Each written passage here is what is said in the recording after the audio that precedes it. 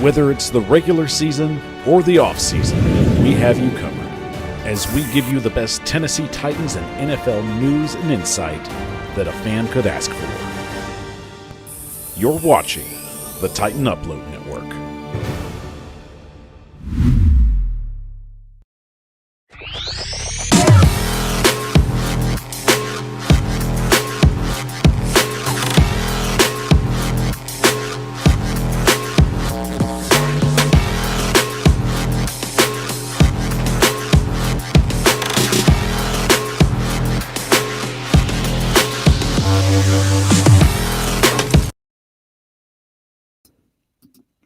The Power Hour is on the air, live streaming on YouTube, Facebook, X, and Twitch. I'm your host, Michael Bishop, and as always, thank you for joining us on this fine Monday evening. Well, Tyler's running a little late today, but that's just how it goes, man. Sometimes you got technical difficulties. Unfortunately, his Wi-Fi over at his house has been on the fritz, to say the least, but hopefully we'll be able to remedy that situation. No worries. We'll get him in as soon as possible. Got a lot to talk about, though. Busy Monday. It is the first official week of NFL preseason football. Some joint practices are going to be taking place, so a lot to talk about, a lot to get into, and we already got a full chat right now, and I'm pretty excited, so we'll get to your comments first before we start rolling into this bad boy. So shout out to Weston Warrior. You get first, so no worries. Lou Man, you're in second, but no worries. But you'll get the like button in as well, so no worries as well. Shout out to our good buddy Titans Rossi of the network as well. Rossi will be starting a morning show, so make sure you check that out. I believe it's going to be 10 a.m. Eastern, 9 p.m. Central. We'll be talking about the new roster breakdown, and that'll be pretty exciting as well, so we'll see how that goes. Cole, good seeing you, man. Don't care that you're a Colts fan, so you're welcome to come in and talk football. That's what we're all about here. You know, whether you're Titans, whether you're Colts, Texans, Jags fan, doesn't matter. We're here to talk football. It's all good. You know, I'm not going to be anybody that's going to be unwelcoming on this show. You got a take. We brought it. It's all good. No worries. Shout out to Al Pierce as well. Good seeing you guys. This is my favorite time of the year. We're getting ready to start football. We're getting ready to get things moving. August, of course, is basically just getting our toes wet, getting this whole game figured out, who's going to be starting, who's going to be in the backfield, who's got a chance to make the final 53 roster. So before we get started with breaking news, of course, officially, the unofficial depth chart for the Tennessee Titans has just dropped, and I've been able to just look at that for a little bit, so let's break that down just for a minute before we get into anything else, because I find this intriguing, and there's definitely some pretty interesting talking points here. So bringing up this unofficial depth chart for the 2024 season.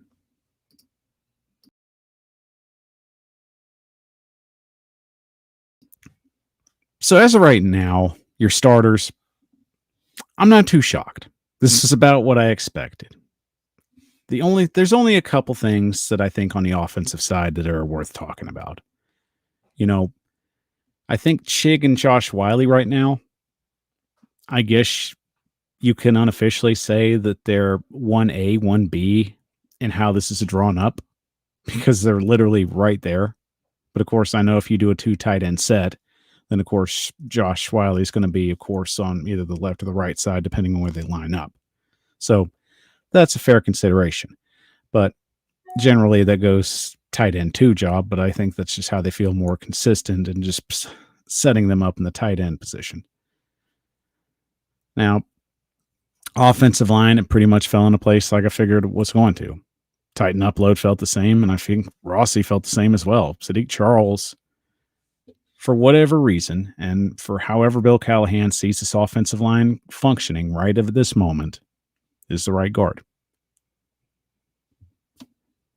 I don't know if he feels that Dylan Radins just needs to get some more work in. I don't know if it's a technique thing. I don't know if he just feels that Charles brings in more experience, and that's just a better setup for them for this offensive line. That's fine.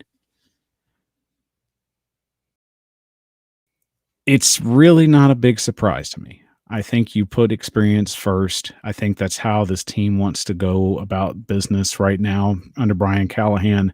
You're looking at a guy that wants to get the dudes that have been here. They understand the whole concept of what it is to be a part of this team.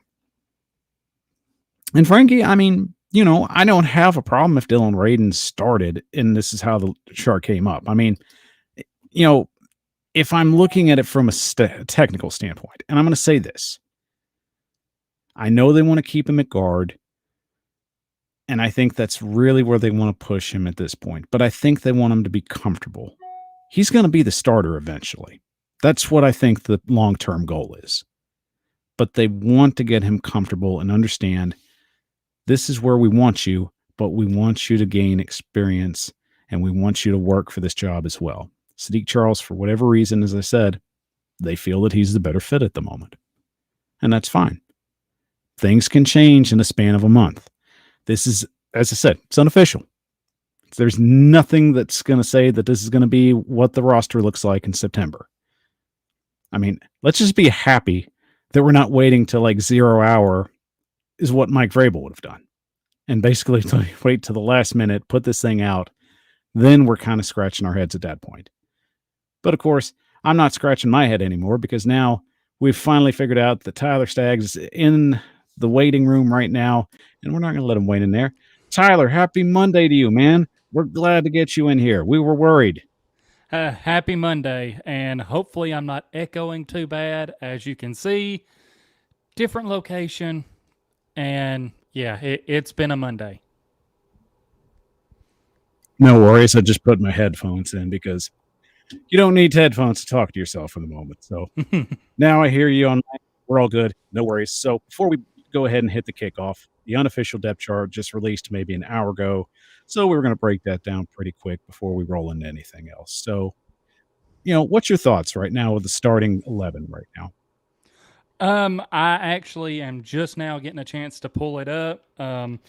You know how crazy my afternoon has been, so was actually just working on pulling it up and looking at it. You don't even have to pull it up. I got it right up on the screen right here. So I'll save you some phone work. All right. Let's see. It's not showing up on my end. Well, I guess maybe you will have to pull up your phone. So. All right, let's see. Typical preseason problems, folks. But I mean, hey, in the preseason, this is why we work these things out. So we're better for the regular season. That's right. I will say, looking at the offense for the first time here, doesn't really, really no big surprises to me there, except for, maybe them having both Chig and Josh Wiley listed as the number one tight end. But I know Wiley's been having a good camp.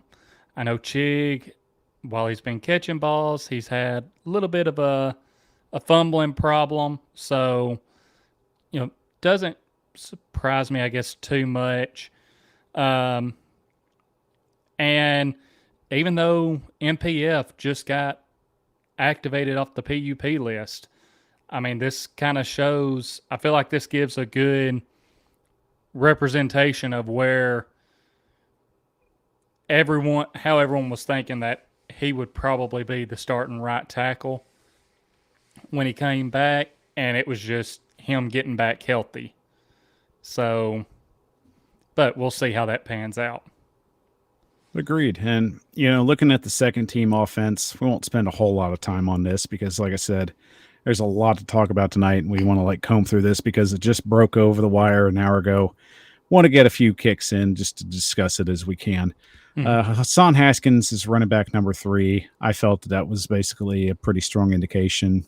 They said he had been having a pretty strong camp going forward. Mason Rudolph, no surprise there, even though Malik Willis has really clearly had the better camp from what we've been hearing over the wire. Mm-hmm. Daniel Brunskill, I think the backup center, that might be a little surprising move right there. So anything on the second team that stands out to you? Well, you mentioned it with Hassan Haskins. He's been a guy that before camp started, he was a guy that I kind of counted out. And I didn't really know if, I thought he'd be a guy, maybe at the bottom of this roster grasping for a spot. But like you said, he's locked in there with the second team on this unofficial depth chart. He's been having a good camp. Mason Rudolph being the second quarterback doesn't surprise me. Brunskill, I'd seen where they had him working at backup center, and I don't hate it. Especially if you have Charles and Radens battling it out for the right guard spot. I feel like having Brunskill as a backup center could be a good option. Now, I think one thing I guess will surprise a few people, mainly Upload, mainly Rossi, but I'll get to that back to that point in a moment. Kyle Phelps being your number 2 slot receiver. Like I said, I'm not going to spend a lot of time on that because I've got a setup for that down the road. So I'm just bringing that point up. Just put a pin in that because the defense is intriguing, and I can't wait anymore on the defense. Oh, there it is. I can see it now. There we go. All right. So defensively, the defensive 11, not a lot of shock right here. I mean, some people are going to ask, where the new addition of, Quandre Diggs is going to fit in. I didn't expect him to be on this depth chart overall. I don't expect to see him to be on anything until like maybe week 2 of the preseason. So that's probably how that's going to play out. However, though, they love Jack Gibbons enough to make sure that he's going to be the guy. But that being said, Cedric Gray is sitting on the bench at third string right now. So obviously they feel that he's still a little bit ways before they can put him out there with the starters. And I don't think that's a knock on him. What's your take? Yeah, I'm right there with you. And let's just be honest, Cedric Gray is a name right now where we haven't really heard much about him in camp. Really just over, what was it, maybe Sunday was the first time his name was really mentioned in camp notes and everything else. So, seeing that right now, it doesn't really surprise me that he's down there, like with the third team. But he's a guy, obviously they drafted him in the 4th round. They see his potential, but if he's not their best option right now, then they're going to put him down there and let him keep developing.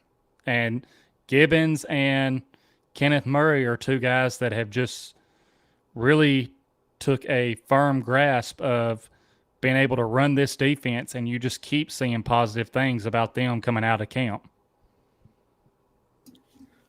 So, this being the unofficial depth chart, I see at least 3 guys on here that are more likely not going to play in the first week preseason game. I would have to say Snead, potentially Adams and Awuzie. I would scratch them.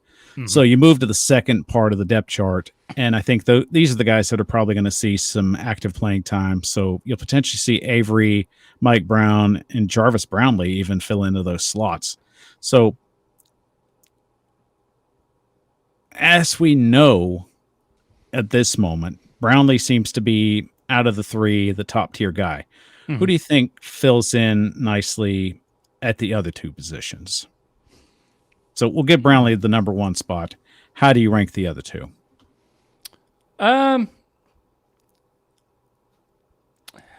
Brownlee the number 1 spot, and then you're just ranking them as far as like Avery and Brown after that, like who gets the 2 and 3? Just in terms of how you see the position-wise they'd play out.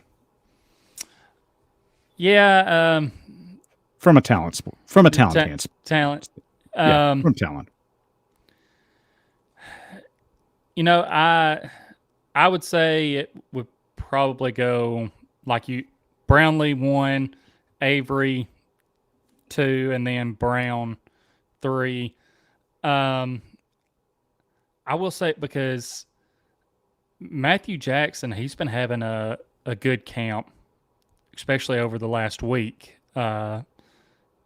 doesn't he have like 3 interceptions? So I wouldn't be surprised if he maybe jumps up there and battles Mike Brown a little bit. But yeah, as far as just talent between those 3, I would say Brownlee, Avery, and then Brown. And I mean, Frankie brought up a really good point. I do think Caleb Farley's going to get in the mix somewhere. Mm-hmm. I don't necessarily think just every position that's ranked on the depth chart is just at this point a lock. Right. It's always going to be subject to change, and there's still going to be a few practices and a walkthrough session as the week progresses. So there's no reason I don't see why this thing could change before 0 hour. But yeah, Caleb Farley definitely could get in some action. Gabe Judy-Lally more than likely. Ty Gowen's definitely a guy we've heard some good things about, and even Shmi Carter. Yeah, and the big thing with Farley is going to be, I know he went in the other day with the injury, so where is that at? Especially if it's a soft tissue injury, that could be, a thing that maybe keeps us from seeing him like in this upcoming preseason game because, obviously if it's a soft tissue injury, if you think he's not 100%, and especially since he's a guy who over the last couple of years, injuries have really just knocked him down and out, like you don't want to rush him back from that and potentially cost him that. Absolutely. And to finish this whole thing off, of course, with the 2 key components for the team, you got to bring in special teams, and a lot of questions got answered on this. So, Tyler, Folk Stonehouse, Mason Kinsey. Mm-hmm. I know Upload and Rossi are jumping for joy at this one. Is locked in right now as your punt returner. Tajay Spears seems to have been given the green light to be the kickoff returner. Mm-hmm. Let's start with the specialists with Kinsey. How do you feel about this and Spears at the positions? Kinsey and Spears at those positions, look, especially with the kickoff return and this new format, we've seen what Tajay Spears can do. When you give him a little bit of room, some blocking, these new kickoff rules, Tajay Spears is a guy that you can put back there, and he could be a guy that makes things happen. They're wanting to see kickoff returns actually happen more this year. It not just be a touch pack. And man, he's explosive when he gets the ball in his hands. It doesn't surprise me that Mason Kinsey is locked in at the punt returner right now on the unofficial depth chart because I see Lewis talking about unofficial, all that. Here's the thing, and this is, you can look at the tape on it. Mason Kinsey is consistent in fielding the ball on punts. And they see that on the film. They see that he can be reliable out there catching the punts. They can see it in practice when they're putting these guys out there for punt returns and kick returns. When you show the coaches and you put it on film that you can be reliable and hold on to the ball, that's enough to earn their trust. Yeah, I mean, it's a tryout at this point. Mm-hmm. They've got 3 weeks to see who's going to be the guy. Right now, this is how they feel, who's locked in at that number 1 spot. They feel Kinsey's got something that they want to see and see if he can do it consistently week in and week out. And if that's what his breakout role is, then fine. If Karius Jackson's able to take control of the position, then that's fine too, or Kyle Phillips. I just want the guy that's going to go out there and make plays. I don't care if it's Kinsey. I don't care if it's Jackson. I don't care if it's Jaquan Jackson. I don't care if it's Kyle Phillips. I just want a guy that's going to consistently catch the punt returns and move forward and get positive yardage, which is something we have struggled with over the last few years. It is. And right quick, Frankie, I see what you're saying about won't get any yards. I just want to throw this out there to you to think about. Would you rather the returner gain 15 yards on the return, but then fumble it and the other team recover?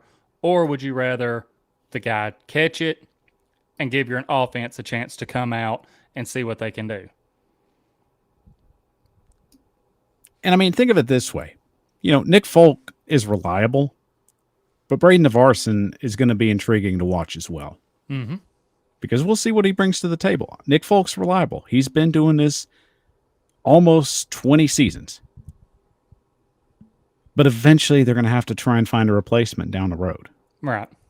Ryan Stonehouse, we hope that he's going to be healthy enough to handle the job again.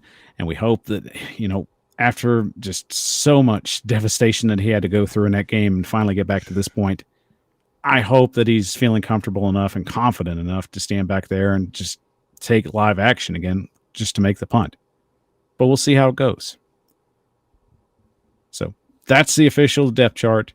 That's just our 2 cents on everything. Mm-hmm. There's still a month to get this thing sorted out and see what the official 53 will be going forward. This is just what they like right now. So don't take anything too serious.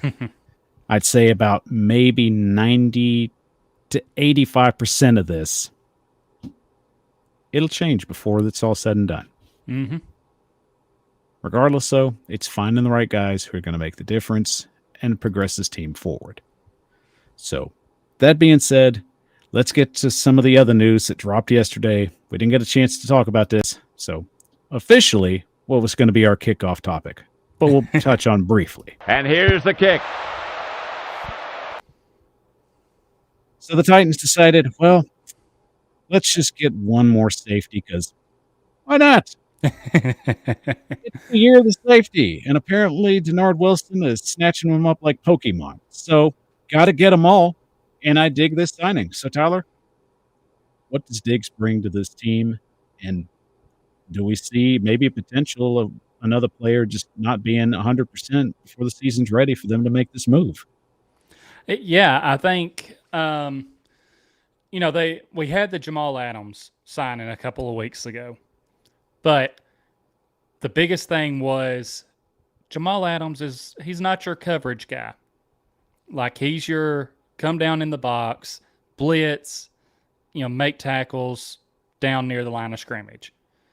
Titans needed another safety to go along with Amani Hooker that they can rely on in coverage.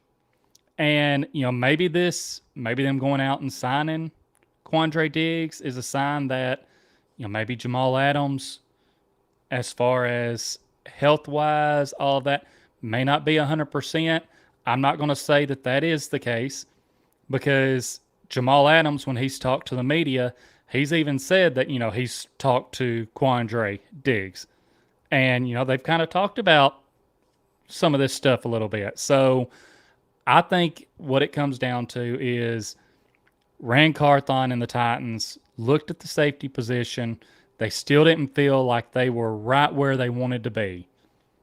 So they decided, go out, we need to add another piece, add another guy who we can rely on in coverage, and by adding him, knocks a couple more guys down the depth chart, but gives you that depth to have. So I'm happy with the signing. I know a lot of Titans fans were banging the table for Justin Simmons, but if the Titans couldn't land Justin Simmons, Quandre Diggs was next in line. So what do you take away from what this defense is going to show us in 2024? Obviously, he's not a guy that's a ball hawk. He's more of just a coverage guy, and just even a guy that just kind of plays the linebacking role. I mean, how do you see him fitting in with this defense? I see him fitting in as I think you put him and Amani Hooker in the game together as the starting safeties, and then you can roll both of them to, there could be times where you have Diggs play on back because, looking at it, over the last 4 years, the man has 15 interceptions. And that's 6th among all active players over that time period. So, he can be a guy that you can drop back there to the middle of the field, let him cover back there when you drop, if you want to drop Amani Hooker down, or you can flip-flop him. You can drop Hooker back.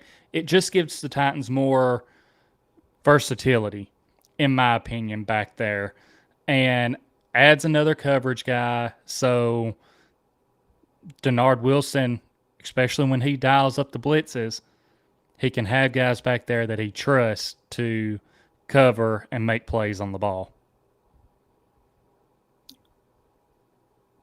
So the way this, I'm sorry, go ahead. And another big thing, he hasn't missed a game in the last 4 years. So he's able to be out there.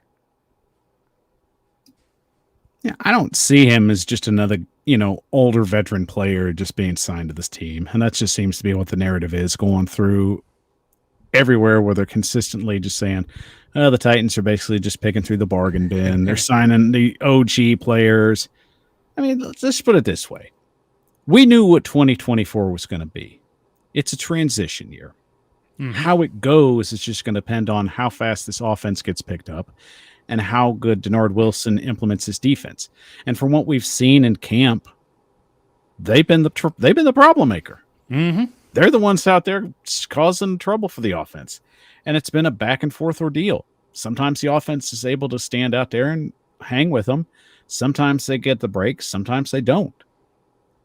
But I think that's really what's going to challenge this offense and get them over the edge. Because Brian Callahan didn't go for a safe hire. He didn't go for a guy that he knows can put a defensive coordinator out there and match up with, mindset to mindset. He wanted to be challenged. He wanted his offense to be challenged.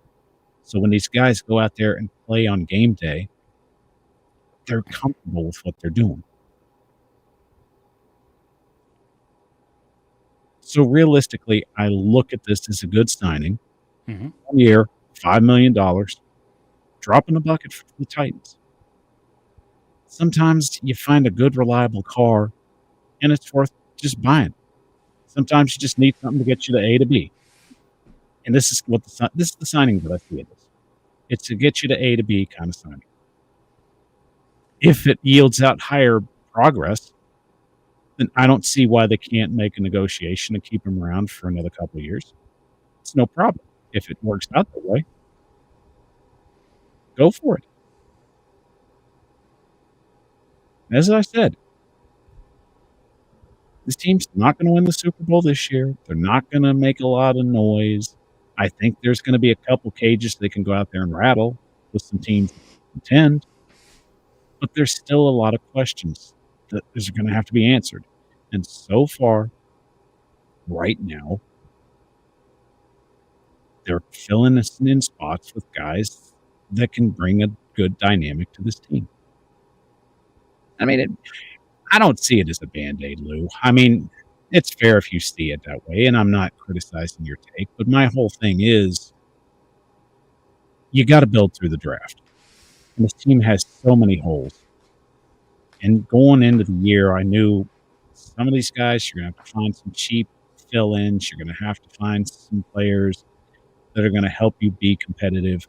Then when the draft comes around, you're able to find a solution there. And when free agent rolls around, fill in those spots as well.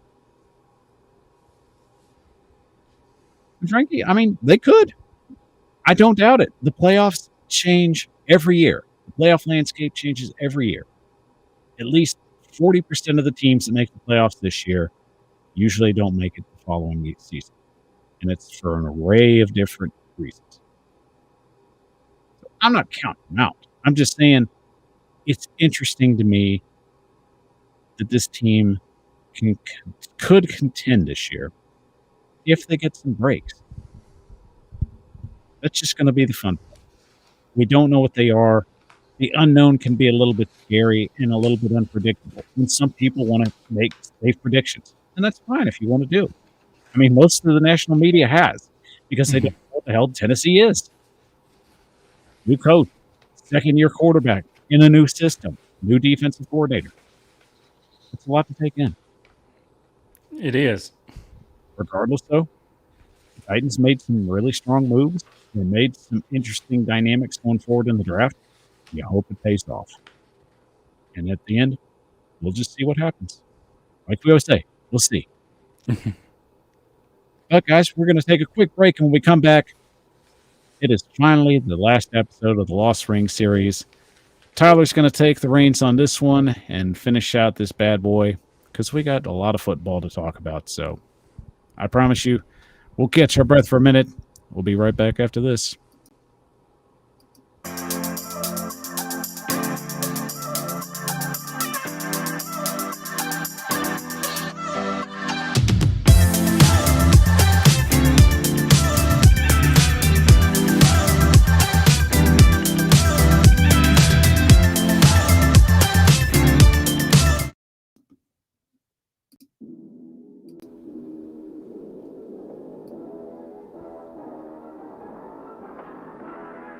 You're watching the Power Hour with your hosts, Michael Bishop and Tyler Staggs.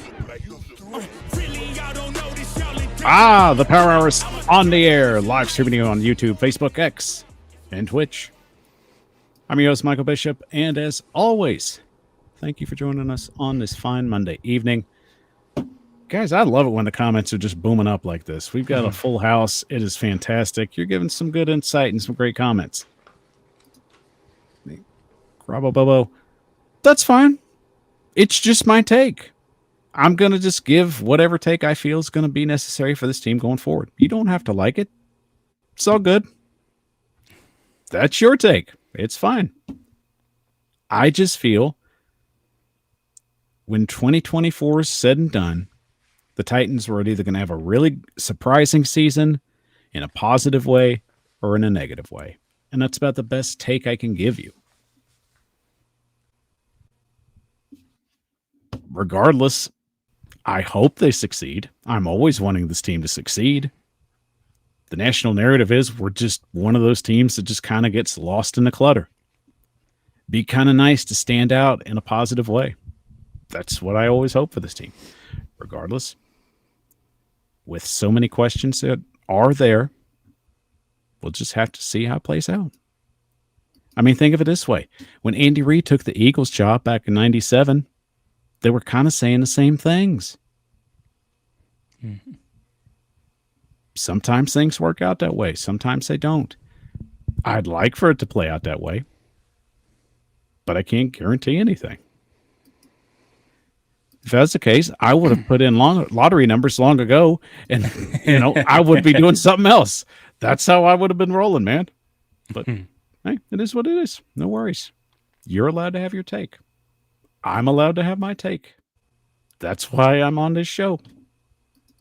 It's all good. I want to hear y'all's opinions.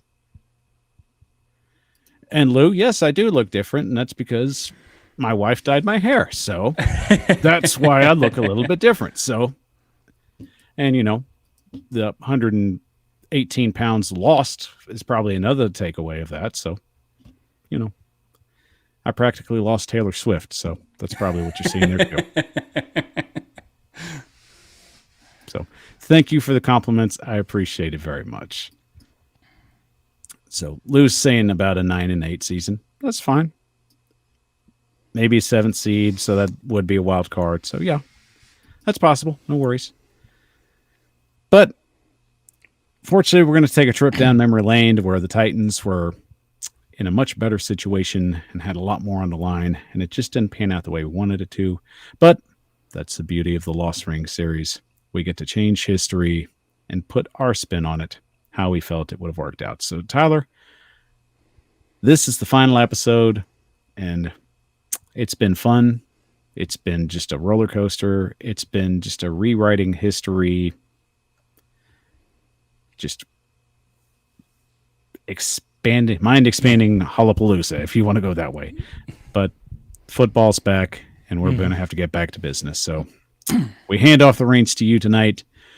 Take us on a trip back to 2021, where the Tennessee Titans almost shocked everybody. That they did.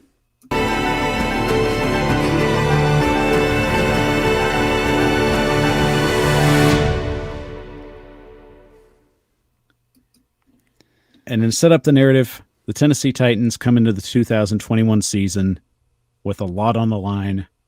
The window for the playoffs and potentially a Super Bowl is wide open. Tyler, I give you the stage. Well, you mentioned it there, Mike. the window for the playoffs, the window for a potential Super Bowl, that window is wide open. And, the Titans decide before the season to go out and make a move that really excited Titans fans and really made that window feel even more open. And do you know what that move was, Mike?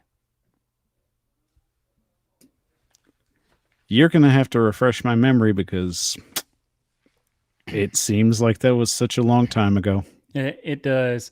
But the Titans decided to work out a trade with the Atlanta Falcons that ended up landing the Titans Julio Jones, a 2023 sixth round pick from the Falcons, and the Titans gave up a 2022 second round pick and a 2023 fourth round pick. So Julio Jones being added to this roster, and Titans fans got to sit back and look because we had the emerging young star in A.J. Brown. We had Derrick Henry coming off of a 2,000-yard season. And now we add Julio Jones. And we have this big three. And our question was, who can stop these guys? Like, who are you going to double? Who are you going to focus on? Because if you put too much attention on one guy, the other two, you're not going to stand a chance because they're going to burn you. But, the NFL and the storyline, they had other plans. But before we get to that, like you have up here, the Titans ended up setting the record in 2021 for the most players used in a season, with 91 players used. Seemed like every time we turned around, someone else was being added to injured reserve, someone else was going to be out for 2-3 weeks. We're signing someone else off the streets. Like, just left us wondering what is going on here. But did we let that stop us, Mike? No, and I'm pretty sure you played on that team too as a reserve, but I can't remember. I may have got a season in. I think you did. But between, I put that out there with the big three of Henry, AJ, and Julio. Who's gonna stop these guys? Well, injuries did, because it was very rare in the 2021 season that we actually got to see all three of these guys on the field at the same time. We lost Derrick Henry in week 8 against the Indianapolis Colts, a game which he broke his foot. But Mike, did he let that stop him from putting the nail in the coffins for the Colts in that game? No. Man went out there and just continued to play like a man possessed. And even with that injury, it was up till about maybe week 12, week 13 before anybody caught him with his 937 yards. I mean, the man was well on pace to have another 2,000-yard season. And let's be honest, Tyler. He was on pace to break Eric Dickerson's all-time rushing record. He was. And not only break it, but demolish obliterate it. And do have to add in, 2021 was the first season where the NFL went to the 17-game schedule. But Henry was well on his way to probably breaking that record even without the extra game. But even with all of the injuries, the Titans under Mike Vrabel and being underdogs, it seems like every week. He wanted the national media to count them out. He wanted other teams to count them out. He fired this team up and was able to lead them to the number 1 seed. Their first time having it since the 2008 season, which ironically was the last season we talked about. That was. And it also, the Titans became back-to-back AFC South champs, and it was their first time winning back-to-back divisional championships since the 1962 season, where they did it in 1960 and the 1960-61 season and the 61-62 season. And they were able to lock up the 1 seed with a 12-5 record. Now, don't undersell it, Tyler, because the Titans looked dead in the water with about 3 games left to play after a very crucial loss. So you're looking at a team that basically was like neck and neck with like 3 other teams that were potentially vying for that number 1 seed. They were. And, you know, the game that really helped the Titans wrap everything up was when they were able to defeat the Dolphins 34-3 and in week 17, and that is what would clinch the AFC South for them. And like I said, this leads to a 12-5 record. Also do have to mention the first game without Derrick Henry. You remember who that was against? The first game. You'd have to refresh me and the audience's memory on this one. So Derrick Henry broke his foot in week 8. In week 9, the Titans headed out to LA to take on the Rams. Sunday night game. Sunday night football. No one thought they had a chance. You see the reemergence of Adrian Peterson for the Titans. And I believe he got in the end zone in that game. I believe you're right. In fact, the whole running joke, I think, that week was like, you know, he was going to be the player that broke the curse of like former greats that actually scored a touchdown for the Titans. Yep. And you also have the Titans defense that rallied in that game and, you know, really took over. As Jerry said, Kevin Byard had a pick 6 that game. And the Titans won out in LA in the stadium where the Super Bowl was going to be played that year. But you have it up there, 12-5, the number 1 seed. So Titans, they get a bye through the wild card round. And the road to LA has to come through Nashville. It does. And this defense is pretty stout. It is. As the Pro Bowl basically selected 4 of the Tennessee Titans to it, 3 of them were key components to this defense. Surprisingly enough, as good as this defense was, the offense at times, it either showed up or it didn't show up at times. And I will say A.J. Brown deserves a load of credit, especially for when times they needed him to step up when he was healthy. He does. And, you know, ironically enough, his only season where he didn't hit 1,000 yards, he missed 4 games in 2021, but still put up, I believe, over 800 yards on 63 receptions. And like you said, he stepped up for them when they needed him the most. So, and 4 Pro Bowlers, Kevin Byard, Jeffrey Simmons, Roger Saffold, Harold Landry. Kevin Byard and Jeffrey Simmons also all pros that year. Kevin Byard first team, Jeffrey Simmons' second team. Now we actually get in to the divisional round of the playoffs.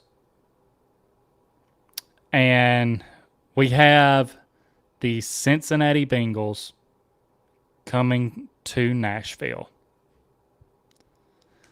And I mean, Tyler, this should be a cakewalk. That offensive line is just Swiss cheese. Yes. All season long, Joe Burrow has had to basically fight, but regardless, he played very well.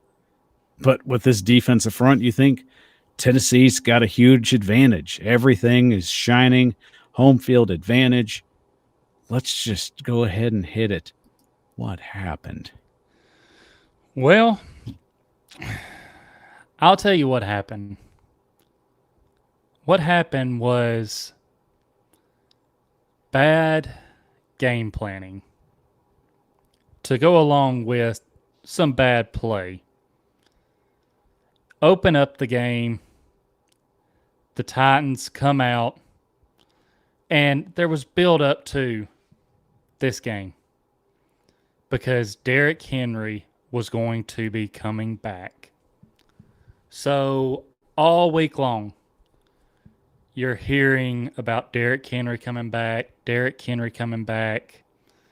and the Titans start off the game by going with a hard play action to Derrick Henry, but end up throwing an interception on the first play of the game.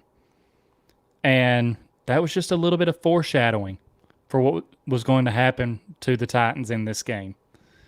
You mentioned it, with this defensive front and that offensive line of the Bengals looking like Swiss cheese, they could easily dominate this game. And the defense did their part. They went out and sacked Joe Burrow 9 times in this game. And, you know, Mike, I don't know how many games where a quarterback has been sacked 9 times that he's able to go on and lead his team to the win. But Joe Burrow did that because you had the Titans. Ryan Tannehill finishes the game, 3 interceptions. The second interception he had, I see the chat kind of talking about it here. You had Foreman, who had broke off a huge run. And really, Foreman was the running back in that game who had the hot hand. But instead of giving it right back to him, Todd Downing decides to go back to a play that he had already ran in the game. And the Bengals were all over it when Tannehill went to throw. I don't even know if it was really a screen pass, if it was an RPO. But either way, the Bengals jump it, get an interception.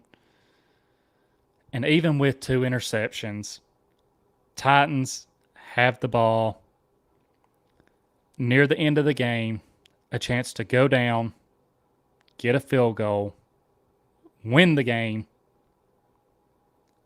and the third and final interception comes from Ryan Tannehill, allowing Joe Burrow to come back out on the field, connect with his guys, move the Bengals into field goal range for them to kick the field goal and win the game. But we're not letting it end there. No. Because this is the Lost Rings. And on the Lost Rings, like every other one that we've done, we're putting the Tennessee Titans on the road to win a Super Bowl. We're reversing history. So, Tyler, I'll go how I would set this game up for success. Okay. And I think it starts with the 2-point conversion. If the Titans are able to convert that 2-point conversion earlier in the game, then I think that changes the entire narrative. The Titans still are able to get the plays they need to in order to win the game. And unfortunately, the Bengals are fighting for their playoff lives at that point where they have no answer. So the Titans change the narrative there, And with the 2-point conversion, the Titans are able to win this game 18-16 and move on to the next round. So how would you do it? So I like the way that you approach it there, but the way that I would change the outcome of this game, I think you go back to that second interception that Ryan Tannehill throws. And instead of Ryan Tannehill throwing the interception there, I don't think they put the ball in the air right there. I think the Titans, they go back to the hot hand in Foreman. They give it to him again. He just had the long run to get you down inside the red zone. He gashed this defense, put it in his hands, and Todd Downing and the Titans offense do just that. They give it to Foreman. They go down, score a touchdown on that drive, and then never look back and never end up in the situation where they're tied going in to that final drive. They're able to play it out and win the game. So all that being said, I think the Titans and Kansas City rematch. It's a lot closer at that point in my end, but I still think the Titans defense is the difference there. Patrick Mahomes. It's not the game in October, but I do think it's a little bit closer. But I think the Titans squeeze this one out 24-21. Same position how the Bengals found themselves. Tennessee finds a way to get themselves to the Super Bowl, which once again, the Titans and Rams come face to face after the Sunday night game. And once again, it is their third meeting in the Lost Ring series. Once is the Houston Oilers. Once is the Tennessee Titans. It is now a three-peat matchup. These teams are now vying to potentially square off in the third Judgment Day battle. So, Tyler, how do you have this one playing out? Well, and it's funny that we come to this matchup again because I gave the foreshadowing for it earlier. And while the Titans dominated really with their defense in their regular season matchup, this game, it was going to be a lot closer. But the Titans still are able to have the Rams number, especially in the Super Bowl. The Titans defense is able to do just enough to hold the Rams out of the end zone while the Titans offense is able to be clicking. Derrick Henry has more games back under his belt. He's able to get going and put up plenty of yards for the Titans to just ground and pound this game out after also attacking the Rams through the air with Julio and AJ. And the Titans go on to win this game and secure their 6th Super Bowl. Solid take. I feel this game plays out the same way it did with the Bengals, but only this time the Titans have a running attack and they continue to punish the Rams' defensive line. Aaron Donald will be a problem in this game, but unfortunately, you can only do so much against a staggering talent like Derrick Henry.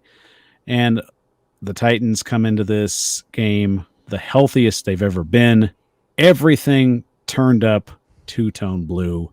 And we finish it up on my end, 28-23, capturing the 6th banner. And that is the 4th for the Titans since they relocated from Houston, giving us a grand total of 6.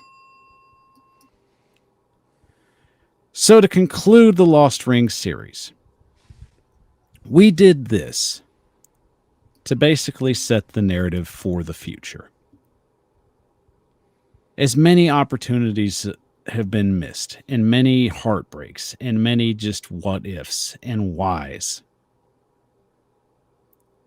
eventually, like every team that goes through the situation, there's always a revelation moment.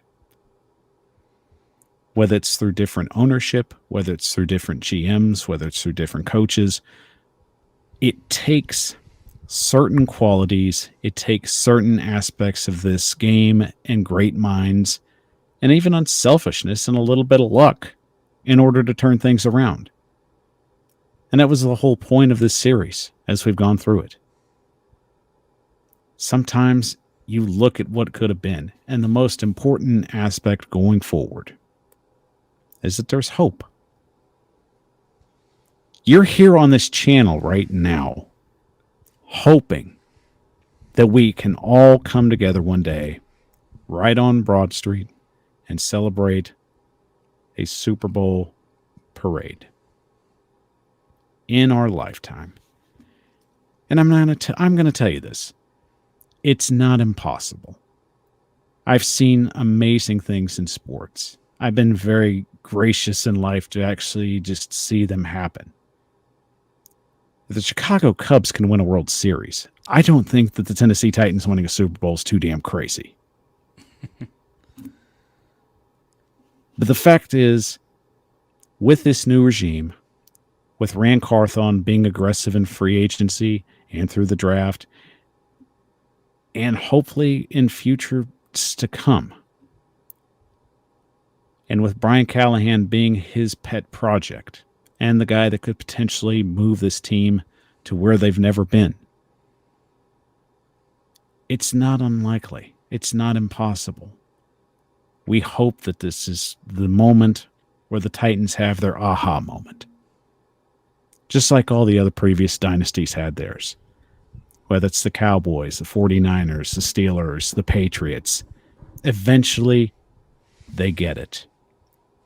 And they build on that success consistently. If Amy Adams truly believes that this is this aha moment, with bringing in Ran Carthon from a system and a man that embraces analytics, we're bringing in a head coach that has an opportunity to help mend a young quarterback with a high ceiling and be that difference that jettisons them to that point where they really have never been, then I hope this is it. And I hope every day we get to talk about it. I hope that there's every possible situation that we do see 6 banners hung up. I mean, we'll see. As we've always said on this show, we'll see. But to end the Lost Ring series, it's all about hope. Maybe one day that hope will be kindled.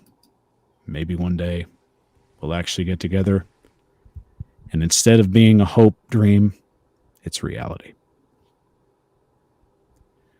And on that note, we hope you stick around for the last bit of the show. We'll get you out of here in no time. We love that you showed up. You have been giving great comments, but we're going to take a quick break, and when we come back, we got a game to talk about, and we'll talk about it right as we shut up shop. So quick 20-second break. Catch your breath.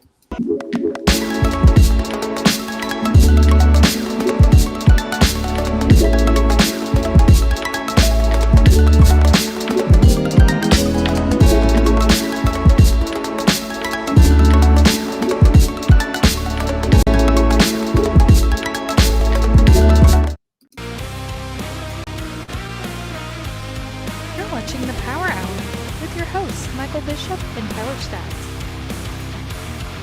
The Power Hour is on the air, live streaming you on YouTube, Facebook, X, and Twitch.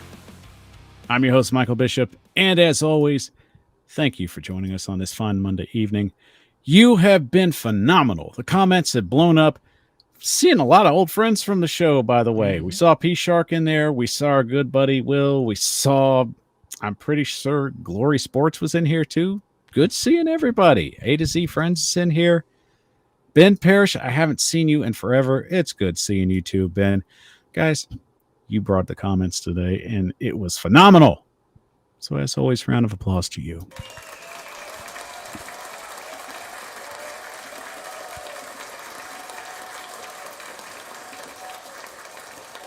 And I'm not going to waste any time because, as I said, you brought it. We love you that you continue to show up and support the Titan Upload Network. So don't forget to tighten up that like button for us.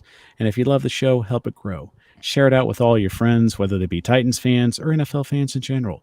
We serve all kinds here at the Titan Upload Network, and business is going to get busy. And we're going to make sure we give you all the best content we can give you out there. Rossi's got a morning show coming on 10 a.m. Eastern, 9 p.m. Eastern or Central Time. So make sure you check that out as well. Because apparently we're dipping our toes in the water, and it's going to get pretty interesting going forward. So as I said, guys, love you, mean it. We got one more segment to get you out of here. So, Tyler, you ready to shut up shop? Let's do it. Give me my damn theme music. Closing time. Good night, losers. And to close it out, football is back. Let's go. We have got a football game to talk about. It has been too long since we've talked about football. I mean, Tyler, not since January. If we had an opportunity to talk football, it is like exciting. I just got the goosebumps thinking about it. Starting out, it may be preseason, but it's still football. And that's what we want to talk about, is something that gets us revved up and the excitement going. This is just dope. Let's just get going, man. I mean, the first preseason of the game, Titans versus 49ers, Saturday, 7 p.m. Eastern. Let's get pumped, baby. Indeed. So, Tyler, breaking down this game, I don't see a lot of the 49ers starters playing. I get it. Especially the ones that are, trying to get paper, but more power to them. How do you see this one playing out? So give me your take on the 49ers, Tennessee Titans this Saturday. And yes, it'll be live on the Titan Upload Network. Upload's got his work cut out for him. Yeah, the way I see this playing out, like you said, I don't really expect to see many, if any at all, of the 49ers starters. I do believe we see the Titans starters out there, especially with all of the changes that have been made on the offensive and defensive side of the ball. Like you said, you have a couple of defensive guys that I don't expect to see. Cheeto won't be out there. I don't think we'll see Jamal Adams, and I don't think we'll see Snead. But everyone else, I'm excited to see them out there. My main focus, even if the 49ers starters on the defensive line are not out there, I want to see how this offensive line gels. Not, the first group, second group, all of them. I want to see how they gel and how they do against another team's pass rush. Even if it's the backups. Those are going to be good quality reps, and I'm excited to see what they can put together. I agree. I mean, this is going to be the first tryout. Everything's going to be just fresh going forward. I'm really excited. This is the fun part. We're going to see guys get out there. For some, it's a dress rehearsal, but right now, everybody's in a new system, new head coaching strategy. We're going to figure out how this bad boy works, and I'm pretty sure Upload and Rossi are going to be cheering on Kinsey. It is going to be phenomenal seeing him catch his first kickoff return. Oh my gosh! That's just how it's going to go. But that being said, let's go ahead and give a prediction. Tyler, how do you see this one playing out? Even though it's a dress rehearsal for some guys, who do you see gets the win for preseason week number 1? I'm going to say the Titans get it done. If I had to throw out a score prediction, I'm going to say it's going to be a 20-13 game. Titans winning. Like I said, don't know how much we'll see the Titans starters, but I think we see them more than we do the 49ers starters. Think the Titans, second team is able to put some points up on the board, and they take home the win in the preseason opener. Okay. This one to me, I feel the 49ers are just deeper at their positions. So I think the first team for the Titans are going to get some work done, and they'll look a little rusty. But I think they'll feel a little more comfortable after a few reps. I think they'll play at least most of the half because I really think they want to see what they've got. Mm-hmm. But that being said, I think when you start rotating your guys out, your second teamers, your third teamers, that's where the 49ers just have more depth and more experience. And that's them building a treasure trove. So True. I go with that because those guys get an opportunity to go out and play. Since the starters for the 49ers, it's hard to ever just get on the field if they can. So the 49ers, I think, will get the win here. The Titans' first teamers are really going to look good, but depth-wise, I think the 49ers should just have more to play with. So give me the 49ers on this one, 24-16 on this one. But we'll see how it goes. As I said, I really think the Titans starters got a great opportunity here to get out there, get into some live action, get comfortable with the system. There's going to be some bumps in the road, and I think in the first couple of preseason games, it's going to be telling to see how far they've been with their progression and how this offense is settling in. Don't be shocked if the defense comes out and plays really good.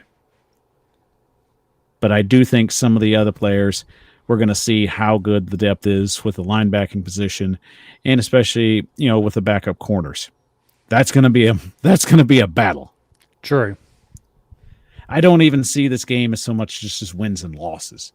The whole narrative is let's see what guy is going to move forward.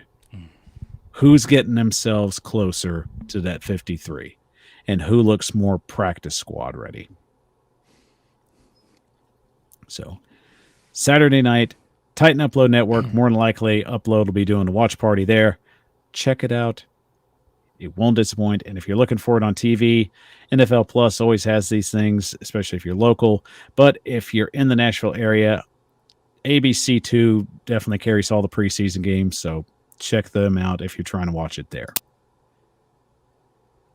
Well, Tyler, let's play Bet You Didn't Know. It's one of our favorite games to play as we learn a little bit about each other. So I think it's my turn to go first. So my question for you tonight is, if you could change one thing about the NFL in 2024 that's not the kickoff, what would you change? Oh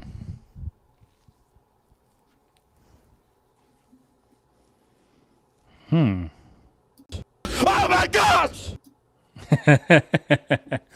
If I could change... Yeah, I wasn't going to make that easy for you because I knew you were going to go kickoff. So I was like, I got to challenge him a little bit. He's going to say kickoff, but I'm not going to let him. Well, you weren't completely wrong because it was going to be... It was going to be a topic that we talked about on the latest episode of the BS Report. Check that out, by the way. Not Titan Upload affiliated, but check it out. Man.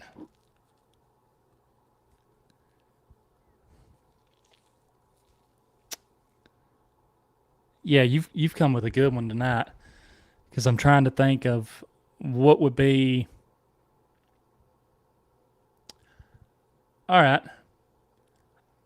I would say I like the idea of the 18 game season, but along with that, having the 2 bye weeks for that, because it gets you extra football, gives you another game. So that would be what I would change. I would actually make it the 18 game season. I would have 2 bye weeks in there for every team, and that's going to be the route that I go. Okay. I mean, we've had that discussion before, so not shocking, but I agree. So I didn't get you too twisted on it, so no, you got through it. I had to do a little bit of thinking, and what what I would like to see, but I finally got there. Now, my question for you, Mike, is going to be,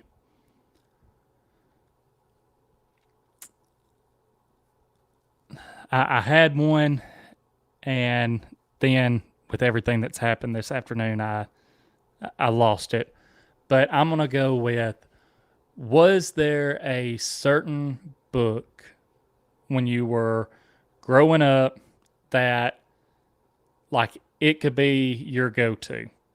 Like, you could read it over and over. Were there any books that were like that for you?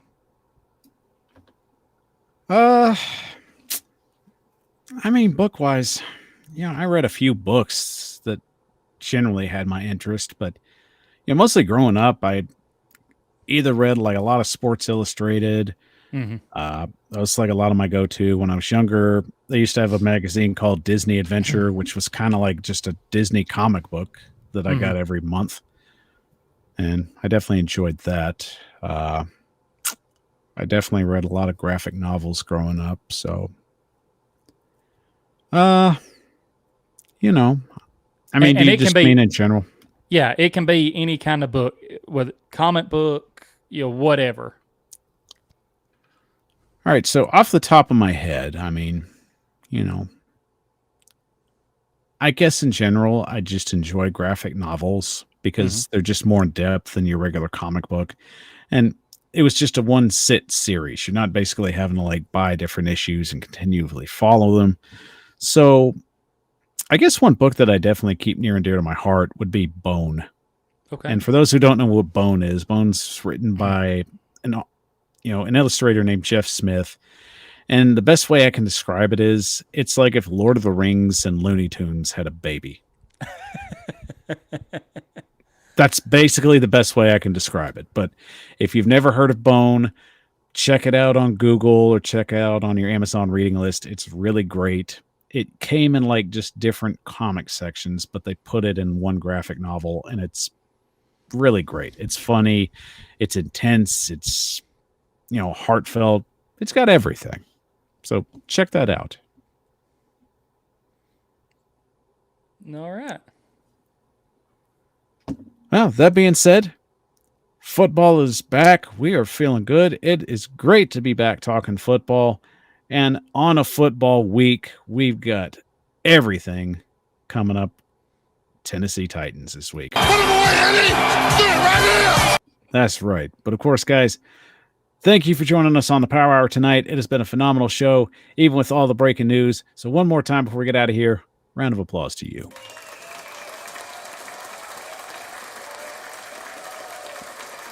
And before we get out of here, don't forget, guys, if you love the show, help it grow, follow us on Facebook, Twitter, Twitch, TikTok, and X at the Titan Upload Network, and of course at the Power Hour 615 if you're looking for those. And don't forget, tighten up that like button for us, ring the bell for more notifications in the future, and share the show. The more you share, the more it shows you care, because we want to get this out for everybody that's, whether they're Tennessee Titan fans or NFL fans in general. Make sure you come back. Upload is going to have a live show this Saturday. Rossi will start the morning show at 10 a.m. Eastern, 9 Pacific. And we're going to be doing our thing every Monday as always, because that's how we roll at the Titan Upload Network. And of course, even bigger news, as I said, we're affiliated with Round Table Sports, and that's going to be coming up this week, this Tuesday, as a matter of fact. So check us out. It's going to be really fun to be talking to the guys, and a new episode of the BS Report is out. Check that out as well. And if you haven't joined a Section 145 Club, do it today, because perks are always nice, especially when Titan Upload brings them out. He's going to take care of you, I promise. So that does it for us, guys. We are out of here. We'll be back next week to talk Titans 49ers, see how that goes. Hopefully we're talking about a win. Would like to break out the Victory Monday shirt, but technically it's a Victory Sunday. But regardless, let's win that thing, and hopefully we'll be talking about something good. So for Tyler Staggs, I'm Michael Bishop of the Power Hour, and as always, take care and tighten up. Tighten up.